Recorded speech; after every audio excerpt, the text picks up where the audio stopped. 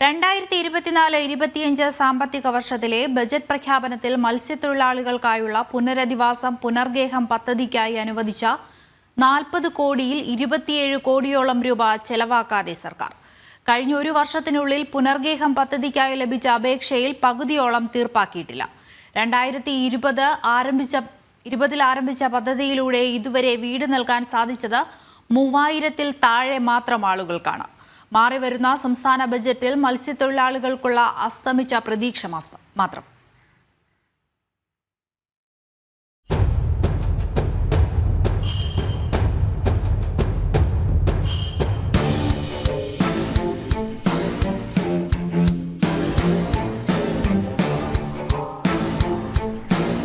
ഇതെല്ലാം വീടിരുന്നതാണ്, ഇതെല്ലാം പോയി കഴിഞ്ഞു. ഞങ്ങൾക്ക് ജീവിതം ഇല്ല, മത്സ്യം കടലിൽ മത്സ്യം ഇല്ല, ഞങ്ങൾ കഞ്ഞിയില്ല, ഞങ്ങളെ മക്കളെല്ലാം പട്ടിണിയിലാണ് കഴിയുന്നത്. 2025-26 സാമ്പത്തിക വർഷത്തെ സംസ്ഥാന സർക്കാരിന്റെ ബജറ്റ് പ്രഖ്യാപനത്തിന് ഇനി ദിവസങ്ങൾ മാത്രമാണ് ബാക്കിയുള്ളത്. തീരദേശ മേഖലയിലെ ജനങ്ങളെ പുനരധിവസിപ്പിക്കാനും അവരുടെ ക്ഷേമ പ്രവർത്തനങ്ങൾക്കുമായി സംസ്ഥാന സർക്കാരിന്റെ കയ്യിൽ എന്തെങ്കിലും നീക്കിയിരിപ്പുണ്ടോ? കഴിഞ്ഞ വർഷം പ്രഖ്യാപിച്ച പദ്ധതികളൊക്കെ എവിടം വരെയായി? അതൊക്കെ ഒന്ന് പരിശോധിക്കാം. സംസ്ഥാനത്ത് മത്സ്യത്തൊഴിലാളികളുടെ പുനരധിവാസത്തിനായി സർക്കാർ ആരംഭിച്ച പദ്ധതിയാണ് പുനർഗേഹം. പുനർഗേഹം പദ്ധതിയിൽ ആശ്വാസം ലഭിക്കാത്ത 11,149 കുടുംബങ്ങൾ കേരളത്തിലുണ്ട്. ഇതുവരെ 21,161 അപേക്ഷകൾ സംസ്ഥാനത്ത് പുനർഗേഹം പദ്ധതിക്കായി ലഭിച്ചിട്ടുണ്ട്. കടല് കാർന്നുന്ന ജീവിതങ്ങളെ സംരക്ഷിക്കാനായി സംസ്ഥാന സർക്കാർ ആരംഭിച്ച പദ്ധതിയാണ് പുനർഗേഹം. ഇവർക്ക് സുരക്ഷിതമായിട്ടുള്ള പാർപ്പിടം ഒരുക്കുക എന്നതാണ് പദ്ധതിയുടെ ലക്ഷ്യം. ഏതാണ്ട് 40 കോടിയോളം രൂപ കഴിഞ്ഞ ബജറ്റിൽ പ്രഖ്യാപിച്ചു. എന്നാൽ ഈ 40 കോടി രൂപയും എത്തേണ്ട കൈകളിലാണോ എത്തിയത്?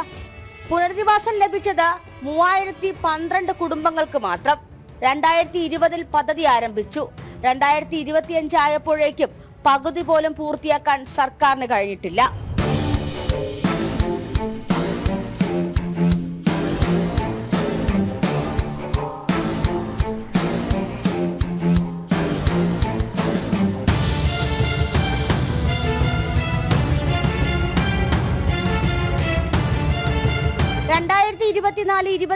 സാമ്പത്തിക വർഷത്തിൽ 40 കോടി രൂപയാണ് സംസ്ഥാന സർക്കാർ പുനർഗേഹം പദ്ധതിയുടെ നടത്തിപ്പിനായി ബജറ്റിൽ വകയിരുത്തിയത്. 27 കോടി രൂപ ഇപ്പോഴും ചെലവാക്കിയിട്ടില്ല. ആലപ്പുഴ ജില്ലയിൽ നിന്നുമാണ് ഏറ്റവും കൂടുതൽ അപേക്ഷകൾ ലഭിച്ചത്, 4660 അപേക്ഷകൾ. തിരുവനന്തപുരത്ത് 4116 പേർ പുനർഗേഹം പദ്ധതിയിലൂടെ പുനരധിവാസത്തിനായി അപേക്ഷ നൽകി. കോഴിക്കോട് ജില്ലയിലാണെങ്കിൽ അത് 3515 പേരാണ്. കഴിഞ്ഞ കാലങ്ങളിലെല്ലാം അവതരിപ്പിച്ച ബജറ്റുകളിൽ മത്സ്യത്തൊഴിലാളികളുടെ പുനരധിവാസത്തിനായി പ്രത്യേക പാക്കേജുകളും പ്രത്യേക തുകകളും അനുവദിക്കാറുണ്ട്. പക്ഷെ ഈ തുകയെല്ലാം എവിടെ പോയെന്ന് കേരളത്തിലെ തീരദേശം കണ്ടാൽ മനസ്സിലാവും. ഏറ്റവും കൂടുതൽ പുനരധിവാസം നടന്നത് തിരുവനന്തപുരം ജില്ലയിലും ഏറ്റവും കുറവ് കാസർഗോഡ് ജില്ലയിലുമാണ്. പുനരധിവാസം നടന്ന തിരുവനന്തപുരം ജില്ലയിൽ 777 കുടുംബങ്ങളെ മാത്രമാണ് സർക്കാരിന് മാറ്റി താമസിപ്പിക്കാനായിട്ടുള്ളത്.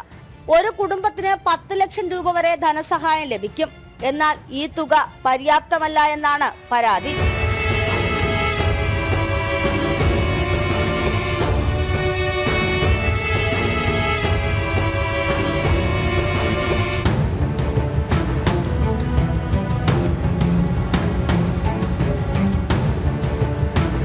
കേരളത്തിന്റെ അങ്ങോളം ഇങ്ങോളമുള്ള തീരദേശങ്ങളിൽ ആയിരക്കണക്കിന് വീടുകളാണ് ഇത്തരത്തിൽ തകർന്ന് തരിപ്പണമായി കിടക്കുന്നത്.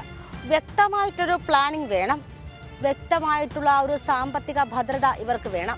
എങ്കിൽ മാത്രമേ ഈ ജനതയെ തിരിച്ചു കൊണ്ടുവരാൻ സാധിക്കുകയുള്ളൂ. ഓരോ ബജറ്റിലും വരുന്ന പ്രഖ്യാപനങ്ങൾ അത് നടപ്പിലാക്കേണ്ട രീതിക്ക് നടപ്പിലാക്കണം. ഇത്തവണയും ഇവർക്ക് സഹായമായി എന്തെങ്കിലും ഉണ്ടെന്ന് പ്രതീക്ഷിക്കാം. പക്ഷേ പ്രതീക്ഷകൾക്കപ്പുറം ഇത് നടപ്പിലാക്കണം. ടിൻഡു ദാസ്, ജനം, തിരുവനന്തപുരം.